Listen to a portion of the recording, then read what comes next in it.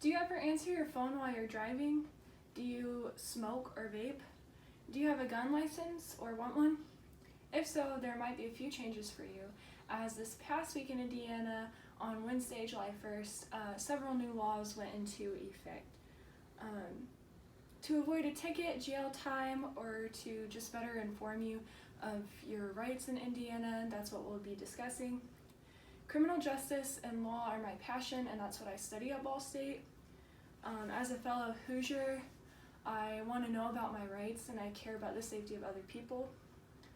So today we're going to be talking about the 10 most important laws that just went into effect, why they're necessary, and what they mean to you and me every day.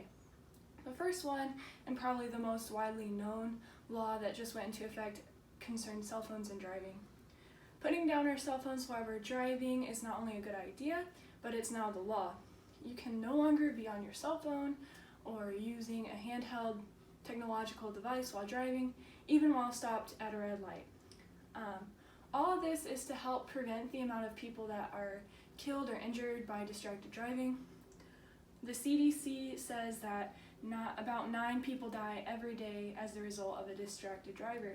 And the state police also say that the previous law that just talked about texting and driving was hard to enforce because people use their cell phones for all sorts of things other than just texting. The next law is about tobacco and vape products. It is now illegal if you're under the age of 21 to purchase, use, or possess tobacco or vape products. It's also legal to sell to anyone under the age of 21. According to the Indiana Alcohol and Tobacco Commission, shops that sell tobacco and vape products cannot be within 1,000 feet of schools, public schools. Violations start with a $400 fine and increase with each violation. 6 violations equals a misdemeanor. Next, gun licensing. There are no state or local fees for a 5-year license to own a gun for hunting or to own a gun for personal protection. You do have to pay for fingerprints, however. Ben Smaltz is the Indiana representative for the 52nd District who supports this law. He's also a Ball State graduate. He says that oftentimes people can't afford these gun licenses, so this allows people to practice their Second Amendment right without the barrier of money. The legal age to marry has also changed in Indiana. If you're 15 and want to get married, you'll have to move to a different state. Indiana increased its legal age to marry from 15 to 16 years old. If you're under 18, you still need parental consent, and your spouse cannot be more than 4 years older than you. According to the most recent marriage report in Indiana was in 2015, only about 1% of marriages included somebody that was under the age of 18. Microchips is an interesting topic. Indiana passed a law that employers are no longer, they're not legally allowed to microchip employees without their consent, and you cannot be fired or you can't not be hired because you refuse to get a microchip. Next is children and sexual abuse.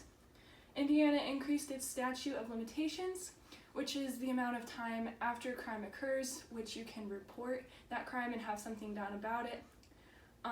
You can file charges against your abuser up to 5 years after your 31st birthday. However, there are stipulations with that. There needs to be DNA evidence, there needs to be a recording of that crime, or the abuser needs to confess. How teachers are evaluated has also changed this past week in Indiana. Previously, they've been judged and paid based on their students' standardized test results. That requirement is gone as that's highly controversial.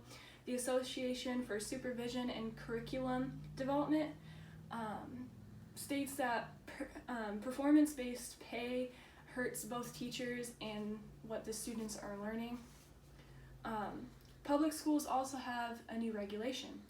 They must test water for lead, and they must do so before 2023.